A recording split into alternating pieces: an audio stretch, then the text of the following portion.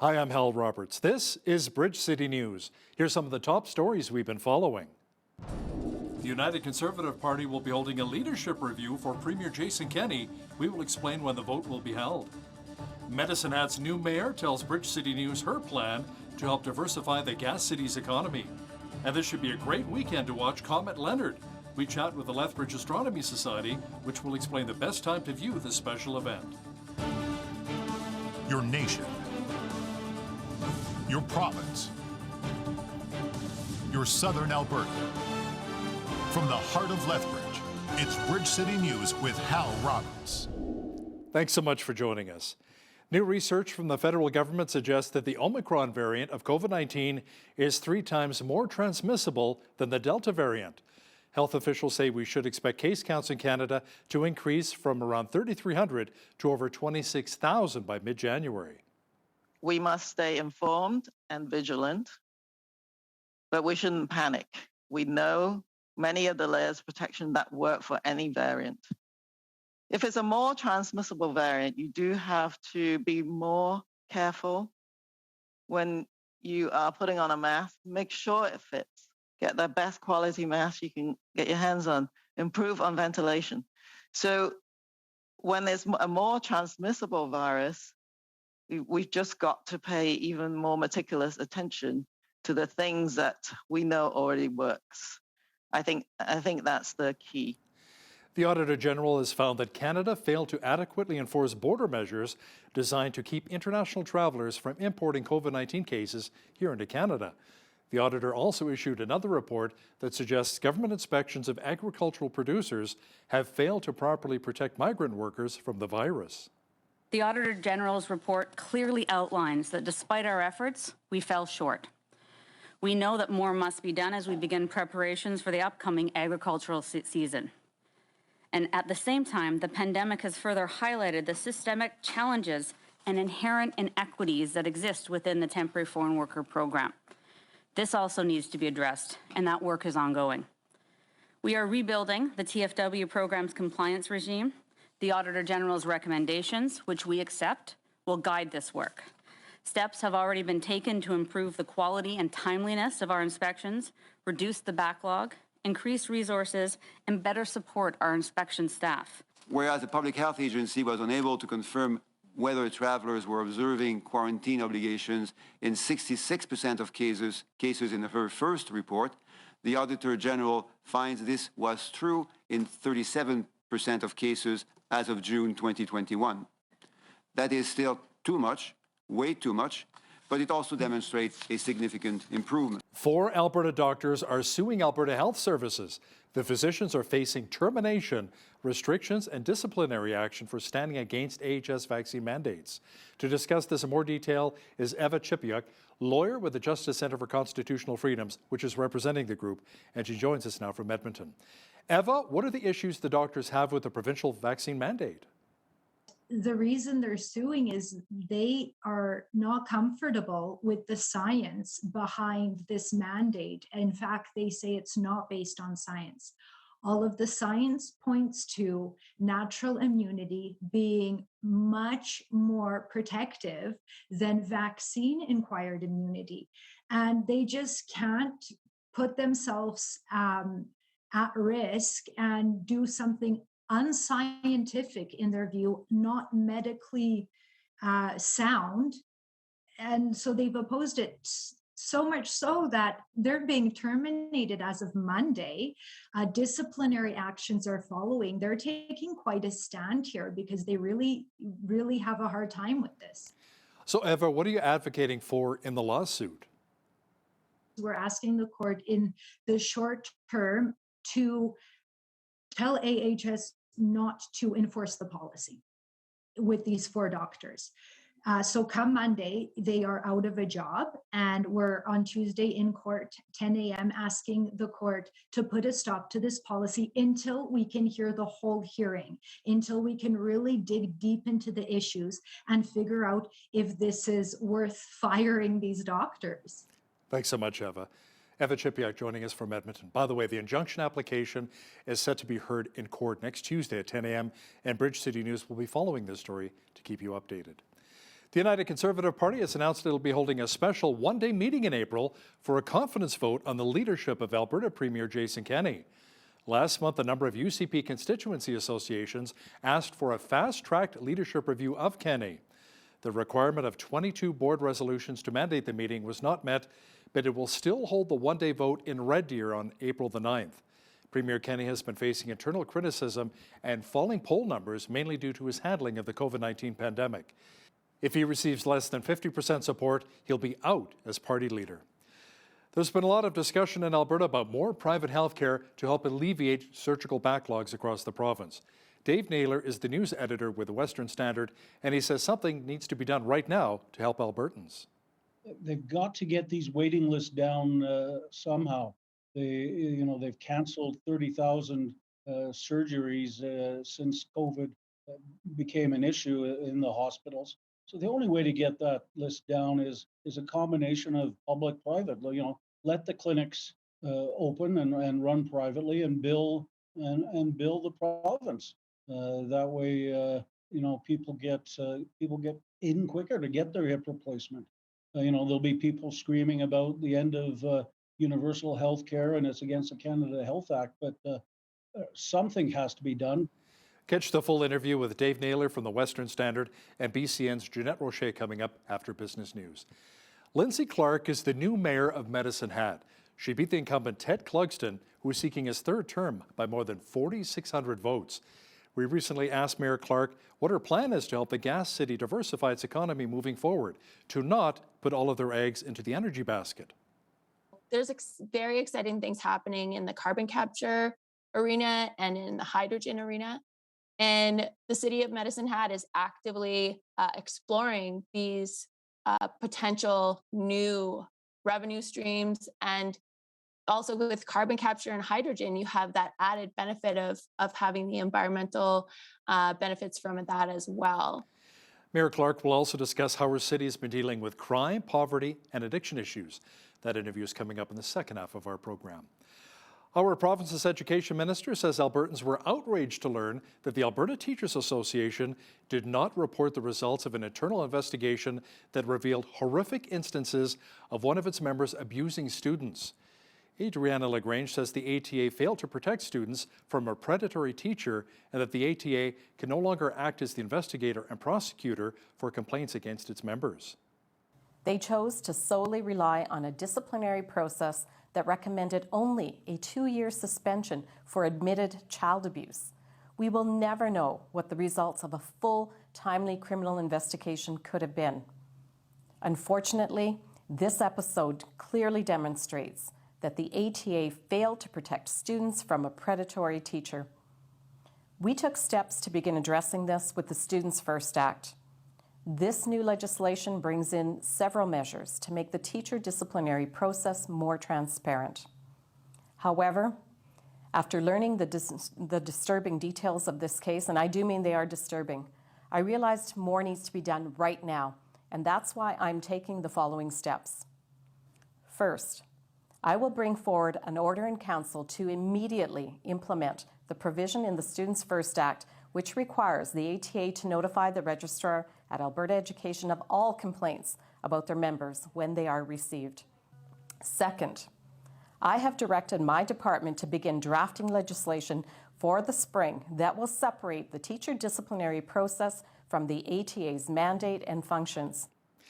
Lagrange says these steps are necessary and will help address a system that she says is broken.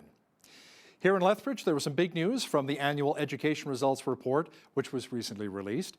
The 5-year high school completion rate for Indigenous students within the Holy Spirit Roman Catholic Separate School Division was at 80% this year. The provincial average is only 68.1%. Superintendent Ken Sampson says this goes to show that they're doing something right. For a number of years, our administrators and First Nations Media Inuit support workers and our high school graduation coaches have been working diligently with our First Nations Media Inuit students in a number of capacities. And also we have been gathering data from an academic perspective for a number of years, going way back to probably about 2013 or so. So for a good number of years where we've really looked at supporting our students well through the graduation program, and our First Nations Meeting and Human Support Workers and so on, and really forming those really important relationships and ensuring that they know that when they come to school, you know, there's nourishment if they need it, there's support in a variety of different ways, and students feel well and feel good about coming to school. When we get students coming to school, we know that once they're there, we can certainly work with them to be able to achieve some great successes. Sampson adds that the transition rates for Indigenous students to post-secondary is also 30% higher than the provincial average. Way to go. The University of Lethbridge has announced a new minor for the Dillon School of Business. The program will be focused on financial technology and innovation. FinTech has impacted the financial services industry and led to retail and commercial banking, along with wealth management. The Associate Professor of Finance at the Dillon School of Business says the purpose of this minor is to equip students with the knowledge they need when it comes to technology. This is done through programs incorporating cryptocurrency companies like blockchain. So something that we talked about a lot is how do we apply blockchain to smart contracts, right? So for example, when you buy a car, how are you going to guarantee yourself that that individual who is selling you the car is actually the true owner of the car? All right. Now, if you put that stuff on a blockchain, that record is unchangeable. Once it's on the block on the chain, it can't be changed. So the history is actually publicly available for individuals to see. The minor will be open to students in next year's fall semester. Well, you know, not a bad weekend is shaping up weather-wise. We should be seeing a little more sunshine and milder temperatures. Jeanette Rocher is here now with an early look at the forecast. Jeanette, we should enjoy the warmer temperatures while we can, since the mercury will be dropping again next week. Yes, but it all depends on how much you like the wind, Hal, but you are right. There are above average temperatures on the way for this weekend. On Saturday, we're looking at a high of 7 degrees, beautiful sunny skies. But, you know, with those warmer temperatures often come those strong winds, and such is the case for Saturday. We could be looking at wind gusts up to 90 and 100 kilometers per hour in the morning, and by the afternoon, wind gusts up to 70 km. So we got the nice warm temperature, but the wind with it. So you know, it's a give and take. I'm going to have more details for you coming up later on in the show. Great. Thanks so much, Jeanette. Hopefully we'll have a mainly clear sky for the weekend so we get a chance to see Comet Leonard. Comet Leonard will be visible just before the morning sunrise on Saturday and Sunday morning. Leonard is roughly 1 light year out from the sun.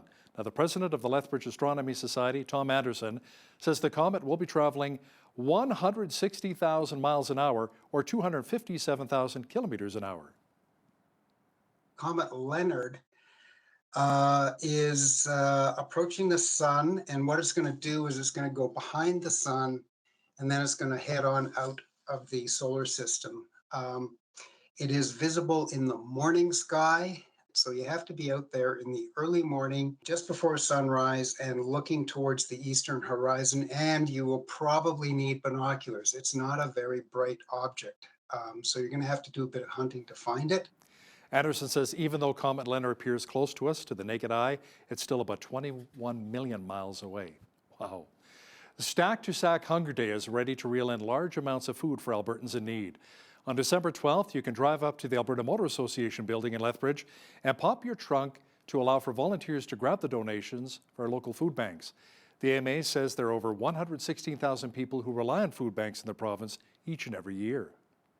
It's one of those things that never ceases to take my breath away, is the number of Albertans who do rely on food banks.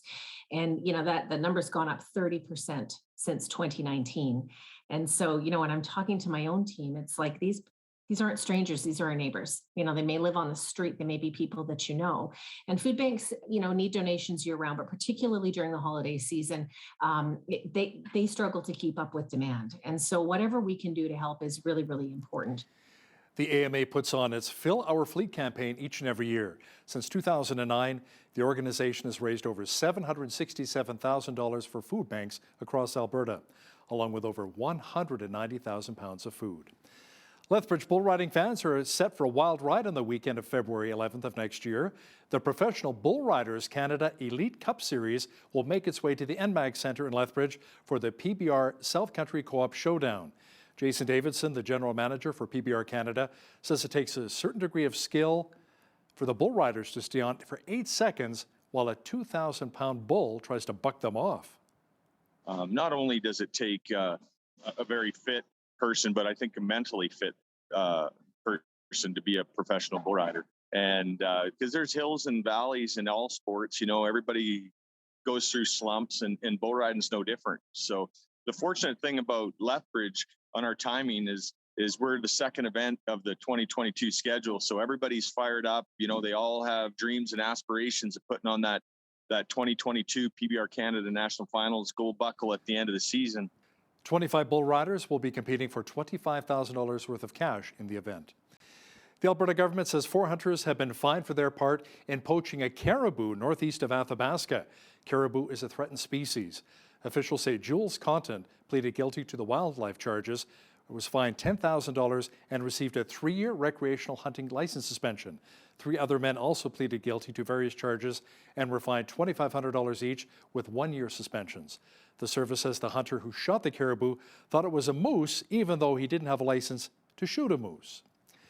After being wiped out last year due to the pandemic, the 108th Grey Cup returns this weekend with kickoff slated for 6 o'clock Eastern Time or 4 o'clock Mountain Time in Hamilton. It's a rematch of the 2019 final when the Winnipeg Blue Bombers beat the Hamilton Ticats 33-12 in Calgary. The Bombers are the toast of the CFL after going a league-best 11-3 in the shortened regular season. They're favored by 4 points over the Ticats team that went 8-6 before defeating the Montreal Alouettes in the East semifinal. Now, the last time the Hamilton Ticats won the Grey Cup was 1999, and the MVP of the game was quarterback Danny McManus, who is now 56 years old. Now I'm starting to feel a little bit old. Should be a pretty nice matchup. Bombers and Ticats for the Grey Cup Sunday in Hamilton. U.S. President Joe Biden paid tribute to his longtime friend and colleague, former Republican Senator Bob Dole, at a funeral service in Washington. Biden remembered Dole as a man of enormous integrity. The goodness and the grace of Second Lieutenant named Bob Dole, who became Congressman Dole, Senator Dole, statesman, husband, father, friend, colleague, and a word that's often overused but not here, a genuine hero. Certainly was to many people. Well, if you're planning a hike through the coulees this weekend, it should be a nice time to get out and do so. We'll be seeing above seasonal values. Complete weather details are on deck.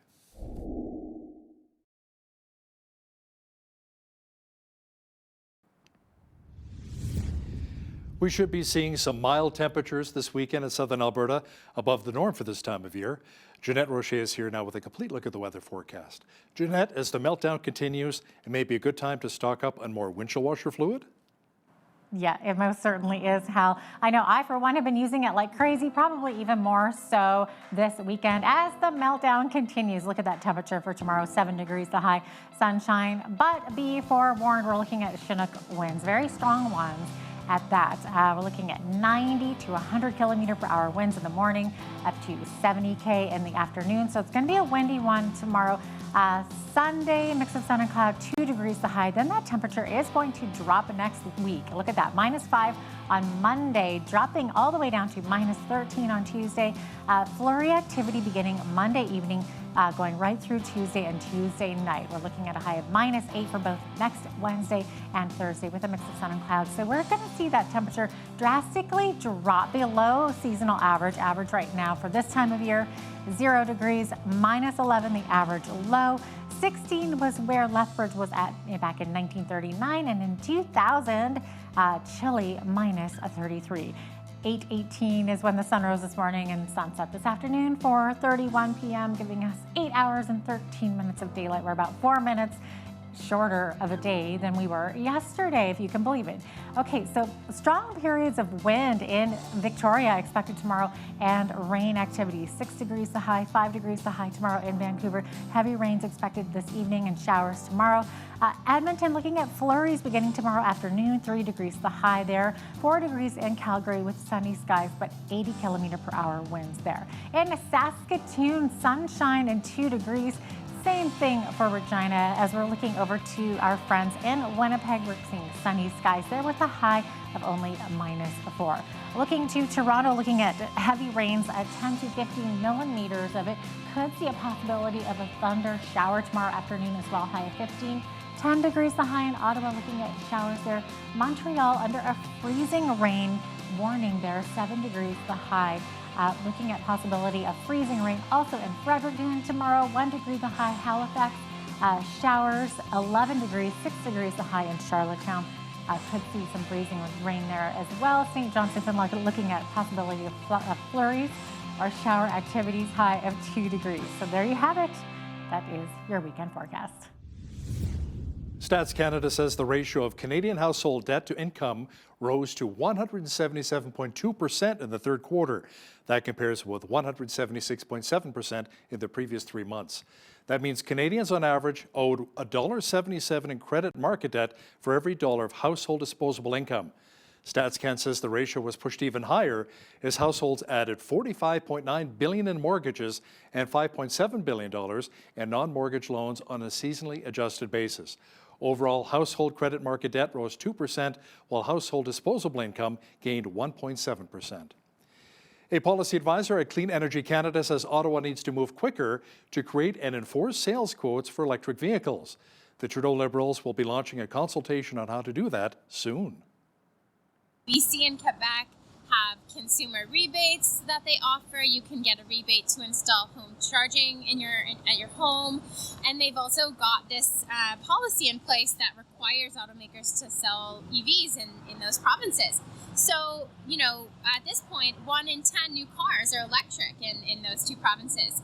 Meanwhile, you've got the rest of the country, including Ontario, let's look at Ontario specifically. We've got none of those policies in place, and we're seeing EV sales rates that are among the lowest in the country. Ontario, the home of the auto sector, where we're going to be making EVs in the next couple of years, has lower EV sales rates than the Yukon and Prince Edward Island. General Motors has taken a couple of more steps to ensure it has the raw materials needed to transition from petroleum to battery power, this time involving magnets for electric vehicle motors. The company says it has a deal with MP Materials to supply rare earth metals with finished magnets for the motors from a factory in Texas beginning in 2023. It is also negotiating a potential joint venture with a German company, VAC, to build a U.S. factory to make electric vehicle motor magnets. During a meeting that lasted less than 10 minutes, Kansas City Southern shareholders voted to approve the railway's takeover by CP Rail.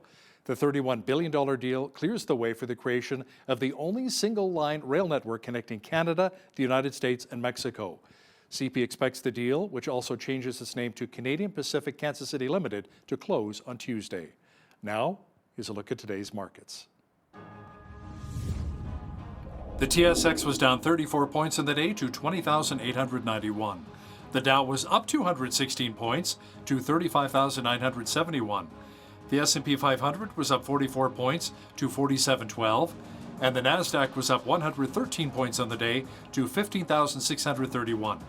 West Texas Intermediate Oil was up $1.01 to 71.95 US per barrel. Natural gas was up 8 cents to 3.89 US. Gold was up 7.51 on the day to 17.8284 US an ounce, and silver was up 23 cents to 22.20 US an ounce. Wheat is at $12.76 per bushel, barley's at $9.68, canola's at $22.72, and corn is at $10.72 per bushel. Live cattle were up 13 cents to $136.85, feeder cattle were up 80 cents to $164.88, and lean hogs were up 63 cents to $73.05. The Canadian dollar was down slightly over the past 24 hours to 78.58 US. Recapping one of our top stories, the United Conservative Party announced that it will be holding a special one-day meeting in April for a confidence vote on the leadership of Alberta Premier Jason Kenney. Last month, a number of UCP constituency associations asked for a fast-tracked leadership review of Kenney. The requirement of 22 board resolutions to mandate the meeting was not met, but it will still hold the one-day vote in Red Deer on April the 9th.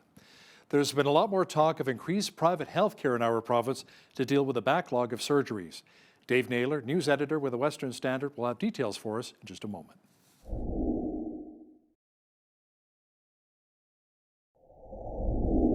Alberta's healthcare, the economy, MLAs, and Tweetgate. There's so much going on in the province these days, and here to talk about it all with me is Dave Naylor, the editor of the Western Standard. Dave, thanks so much for joining me today. So great to have you on. Thanks for having me, Jeanette. Absolutely. Okay, so lots going on in the news. So Alberta Health Services says that it's pushing back against misinformation online, which is saying that kids in our province are being hurt by the COVID-19 vaccine. Now, Dave, they're saying that no children have been hospitalized. And of course, the latest data says that more than 60,000 kids between the age of 5 and 11 have received their first dose of the COVID-19 vaccine. Anything to weigh on there? Well, it's shocking to me that the internet has false information on it. Is it shocking? No, I'm stunned. The Children's Hospital here in Calgary had been full of children who had suffered side effects from having their vaccination. Just not true, says Alberta Health Services. Over 50,000 Alberta kids now have been vaccinated, and so far none have required hospitalization. But it is okay to question the AHS because they have been caught in lies sometimes. If you remember, a few months ago, they initially said the death of a 14-year-old was COVID-related, when in fact it turned out the poor child had stage 4 brain cancer, and that's what killed him, unfortunately. So it's okay to question, but AHS fighting back to say no kids are being harmed by the injections at the moment. Okay. Well, Dave, it's been a quiet yet interesting few weeks, and our provincial government has wrapped up their fall sitting. So in your opinion, did they accomplish anything of note? Lots of screaming and yelling at each other. There were a few things. There was the bill passed late Tuesday night that is going to enable the parties to basically buy as many memberships as they want and hand them out willy-nilly, something that even 3 UCP MLAs voted against. And that's all sort of helping also to set up a leadership review of Jason Kenney.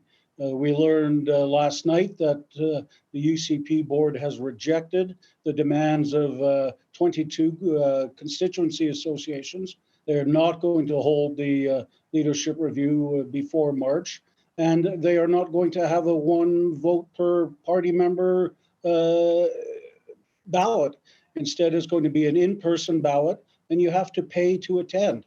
It's going to be in Red Deer on April the 9th, and only those who pay the fees will be allowed in to vote. The amount of the fee was up for debate and apparently will be announced in January. But the recent AGM conference, UCP AGM in Calgary at the end of last month, fees were around $400.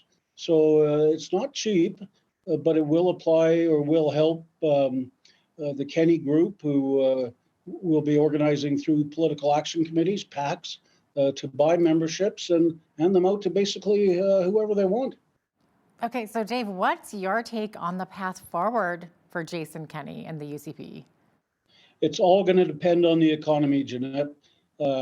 Kenney has been consistently polling in the 20s, which obviously is not very good. But he's counting on the fact that the pandemic appears to be coming to an end, and knock on wood, and Alberta is set to bounce back in a big way. The economy in Alberta is expected to grow by the largest of any province in Canada next year. And recently, Kenney announced more than $7 billion of investment into the province in just 1 week. So that's what his platform will be going forward. He'll say, look, we struggled through the pandemic, mistakes were made, but we're now back to where we are. We've got our swagger back. And do you really want to risk that by putting in another NDP government? So that's what he's hoping for on the economy. His future will be held. Okay, well, it's interesting that you bring up the economy because the Vancouver Sun recently had the headline that Alberta had the deepest economic contraction of 2020, but we're back on track to have the biggest economic expansion during 2021. So do you think this economic drive will continue and lift Albertans' fortunes? Well, it all depends on the price of oil, Jeanette. Where it's at currently, we're making money. The deficit was slashed by almost half recently, and it's now, I think, $5 billion instead of the projected double digits debt that they had forecast earlier in the year. And the price of oil is only expected to continue to perhaps go up. You've obviously seen it at the gas pumps when the price of oil is causing significant headaches for drivers, hitting them hard in the pocketbook. So if the price of oil does stay where it is or increase, then Alberta should be laughing. If it decreases, then we're back to the same economic woes we had before. So the engine that drives the Canadian economy that so many levels of government is trying to shut down will be the key factor in 2022. Now, kind of along the same vein there, Nathan Newdorf, who is the Lethbridge East MLA, recently returned from a trip to New Mexico. So he's been focusing on a recent trade mission in Santa Fe. It seems that the UCP are really trying to focus on the economy. So what do you think about their track record? Well, I mean, they were certainly handed a nasty sandwich when they took power and COVID hit and the economy contracted and there was the oil deal between the Saudis and the Russians. But the UCP is now, as you mentioned, heavily focused on the United States. They're going to be expanding their trade office in Washington. They're going to be opening new offices in Seattle and Denver, and various places around the states, and they're going to go. They're going to go full steam ahead by trying to lure the trade. Lure trade up north, and the United States is suffering with record high gas prices, with inflation at 30-year highs. So they'll be looking for any sort of way that they can showcase Alberta's oil and ways to get it down there. And not only oil, but new high-tech stuff. Amazon just announced that it was going to be building a tech hub in Calgary, and that's, I believe, was a $4 billion project. So UCP is trying to say, hey, we've still got the oil in the ground, but we're diversifying our economy. We're going to be a high-tech sector. Come on up and let's do business. Wow. Okay, so we mentioned Nathan Newdorf, who is Lethbridge's East MLA. So Lethbridge West MLA, Shannon Phillips, she's also been making some news with some tweets. So have you been looking into our own little tweet gate and what's been going on there? Yes, it's all coming out of Meme Gate. Speaking of gates, this is the case involving 5 Lethbridge police officers who were charged internally with sharing some nasty memes around. As you mentioned, the MLA for the area, Shannon Phillips, tweeted out that nasty things like cover-ups and corruption, and called the officers losers, and their lawyer took exception to it. He has written a letter to the Speaker of the Legislature, Nathan Horner, demanding that, Nathan Cooper, demanding that action be taken against Phillips for these tweets. They say that it could have politicized the sentencing process and been a factor in the sentencing officer's decision. 2 of the officers were demoted in rank. One is going ahead with the sentencing next year, and 2 have resigned from the force. So Miss Phillips is certainly making no friends with some people on the Lethbridge police force, and they're fighting back. Oh, absolutely they are. Yes, it's turning into quite a mean little game here. So, Dave, what are you hearing from subscribers of the Western Standard about Alberta's future? Right now, I think they just want to get rid of COVID. They want to get life back to normal. Downtown Calgary, where our newsroom is still deserted. Numerous office towers, I think 17 or 18 of them are absolutely empty. The street problems with crack addiction and whatnot do seem to be growing. And Albertans are fed up with COVID restrictions, and they want to get back to work. They want to go into the office. They want to see people again. They want to socialize.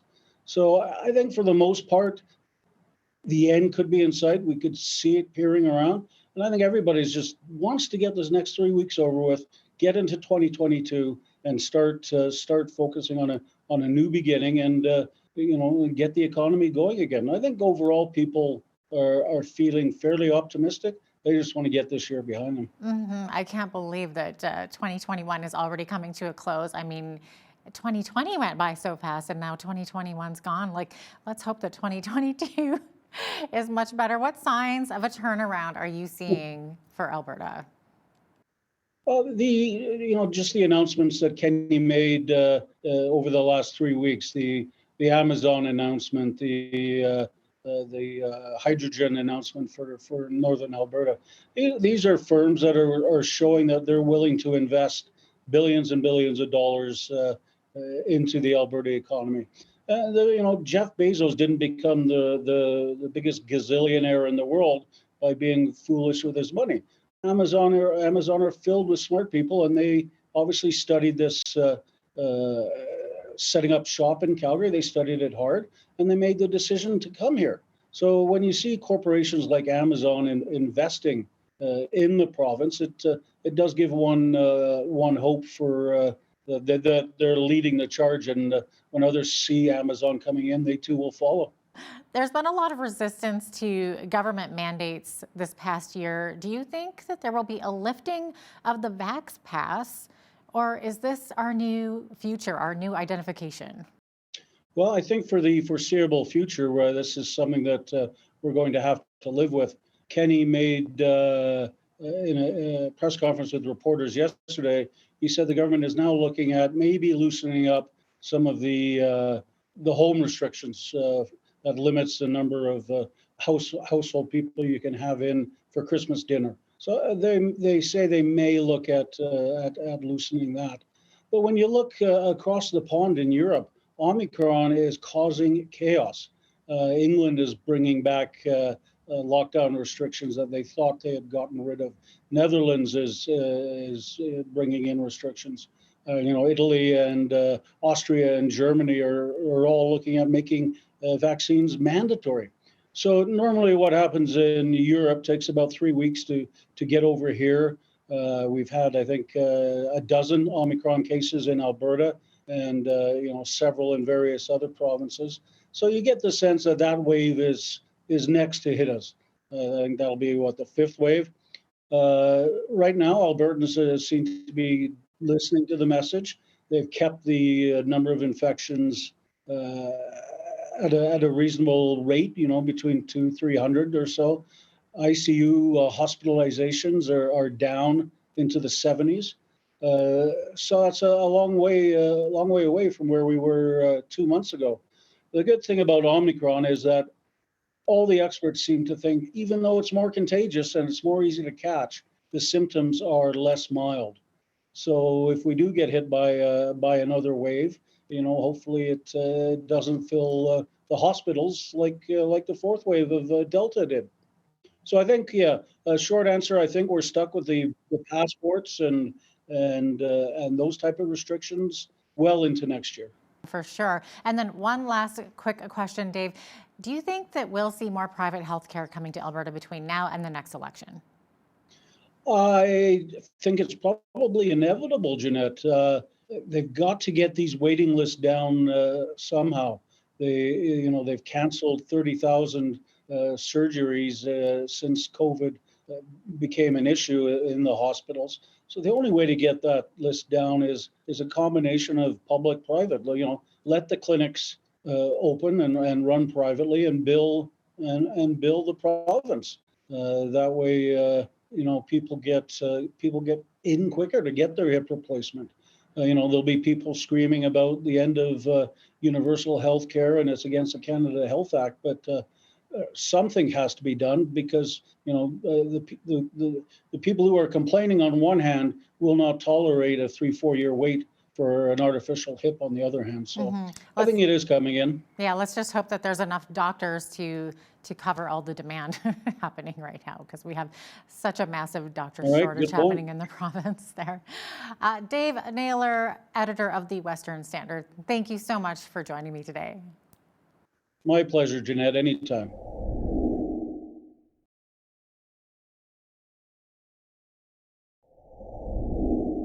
There were some fairly exciting mayoral races in Alberta this fall, and one of the big winners was Lindsay Clark, who became the first female mayor of Medicine Hat. She joins us today to talk about some of the plans for the gas city, this thriving southern Alberta city.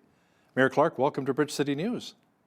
Thank you. Thank you for having me. You're welcome. First of all, congratulations on becoming the mayor of Medicine Hat. Former Mayor Ted Grimm called you a rising force in politics. That's kind of a nice compliment. Were you surprised that you won by such a large margin, more than 4,600 votes over Ted Clugston? Well, I didn't really have any expectations. There were a couple of polls, like a couple of Facebook polls that came out ahead of time. So had an inclination that if those polls had anything to say about it, I did have a good chance of winning.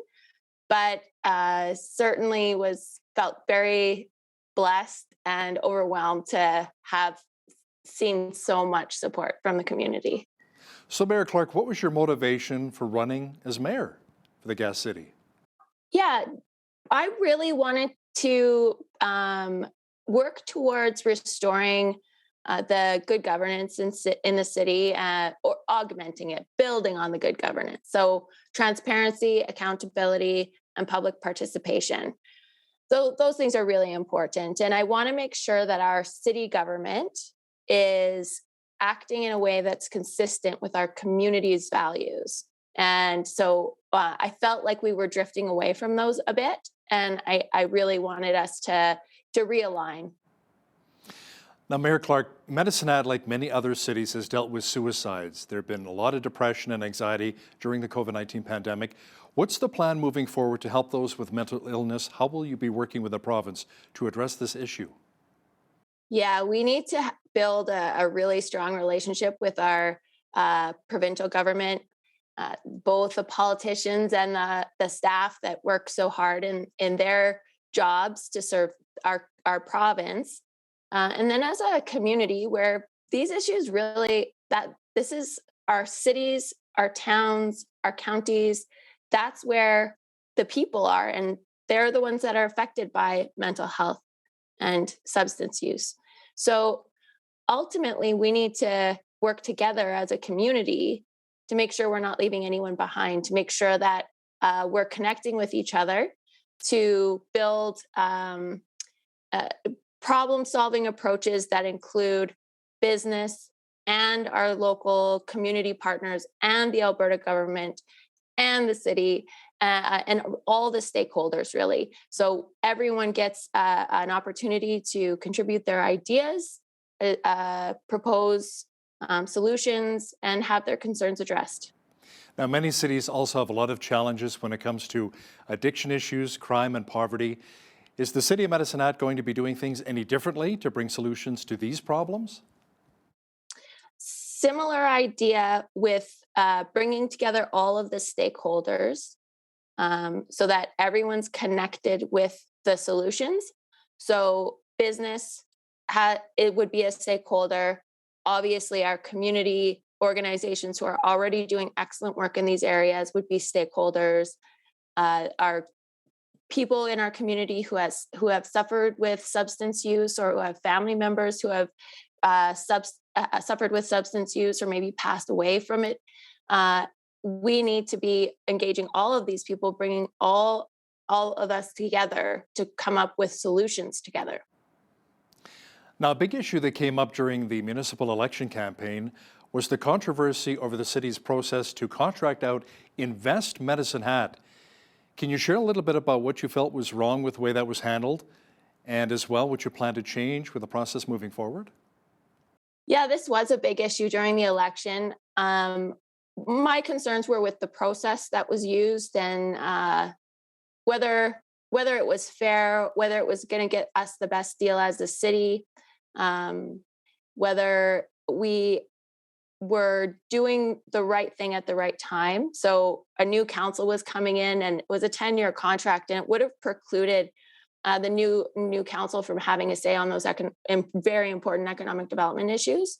So moving forward, we want to have a really, really strong economic development engine in Medicine Hat and our region. So collaboration, again, is going to be really key over the next 4 years.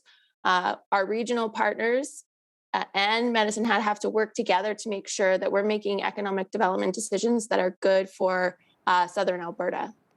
So what areas do you think the city needs to become more transparent and accountable to Hatters?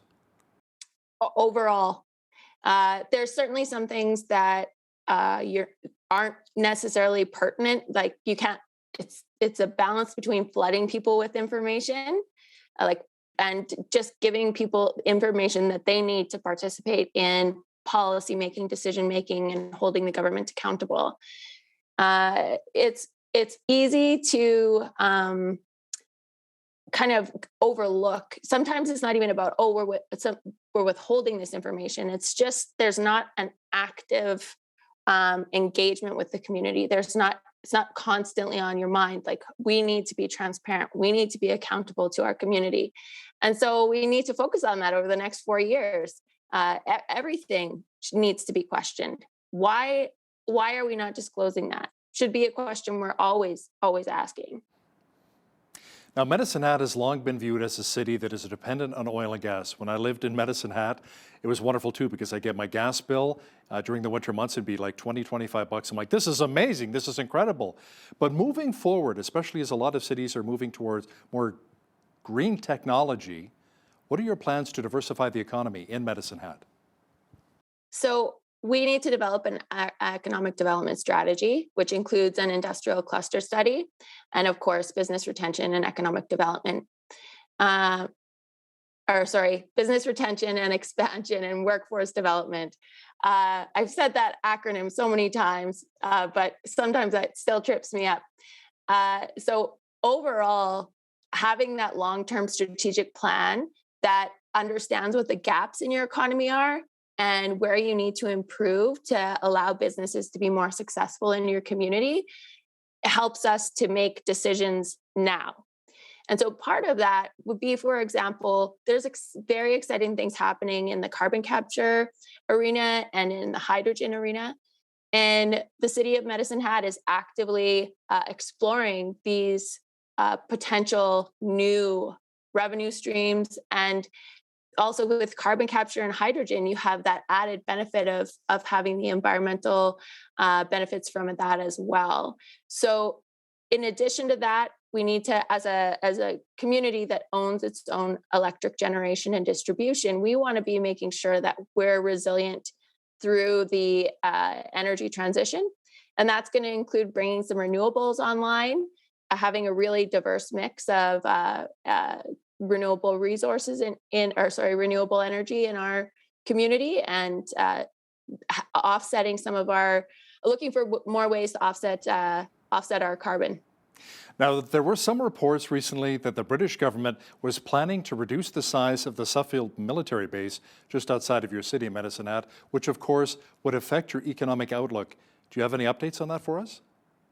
I don't have any updates for you. This is an example of making sure that why it's so important to ensure that we as a city are collaborating and building really strong relationships with our region.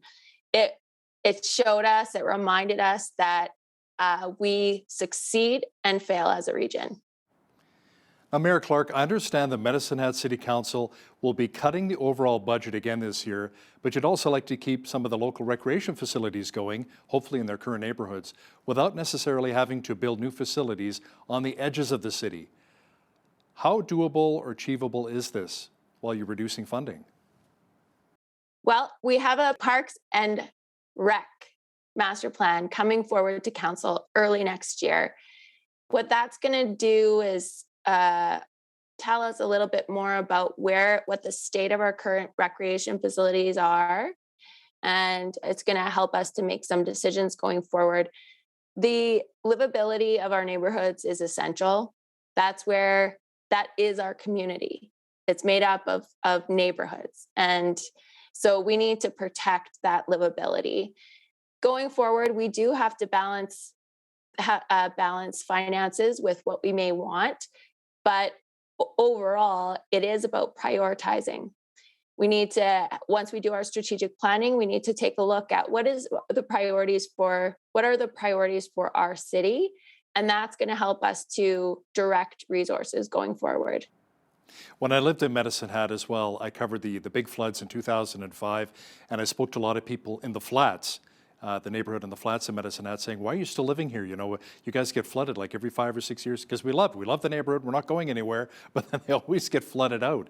So is there a plan moving forward to help some of those communities that, you know, deal with flooding almost on a yearly basis or every 5 years? Well, we have a system of berms in place now over the last several years since the last big flood in Medicine Hat. We've started developing berms, and so that will provide some very important protections for people living closer to the flood zone. And there's that mapping that the provincial government has done to kind of show where the danger zones are for floods. And it is a really beautiful neighborhood. And we want to make sure that over time, we are reinvesting in it so that it maintains its beauty over time. Now, Mayor Clark, City Council has had some division over the years. What do you plan to do to bring more respectful dialogue and unity to City Council? Well, it really is all about relationship building and trust. So I think as we go through our strategic planning, that trust is going to be developed and those relationships are going to be developed. We're not always going to agree on stuff, and that's okay.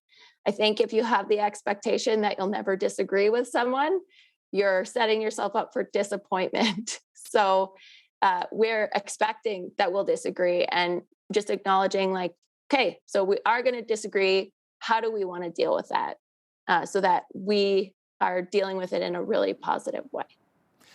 How about attracting more business to the Gas City? What's the plan moving forward in that regard? So there again, it's the long-term economic development strategy with an industrial cluster study. We're actively looking to attract business all the time, for sure. But when you look at developing clusters, it's about making sure that you're looking at what the gaps are in your current, for example, supply chain, in your current industrial mix. So that if you're spending resources to go out and actively attract business to come, that business is going to be very successful in your community, and it's going to provide added benefits to the existing industries that are there. And so that requires a lot of work with the existing businesses and industry that are here, making sure that that they're able to communicate to us what they need, where are they feeling pressure points. And so part of that business retention and expansion is also attracting businesses that, for example, reduce their transportation costs or reduce their capital inputs. So we want to make sure that we're always really trying to integrate and create synergies within our own economic ecosystem here. What about attracting more tourism dollars to Medicine Hat? You got the beautiful big teepee there. Is that kind of wishful thinking right now during a COVID-19 pandemic, or is that something you really believe can happen? Well, we have an amazing organization, Destination Marketing, that does our tourism, or actively does tourism in Medicine Hat, and they are doing an excellent job. And they're collaboratively working with a bunch of other community organizations. It really is true that with COVID, people are traveling less, but they're traveling more locally.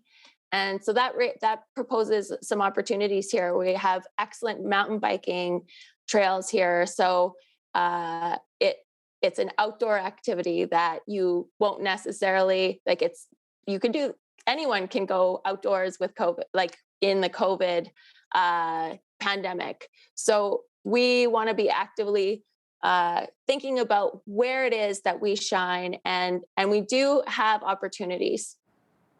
Lindsay Clark is the newly elected Mayor of Medicine Hat, Alberta. Mayor Clark, thanks so much for your time today. Thank you for having me.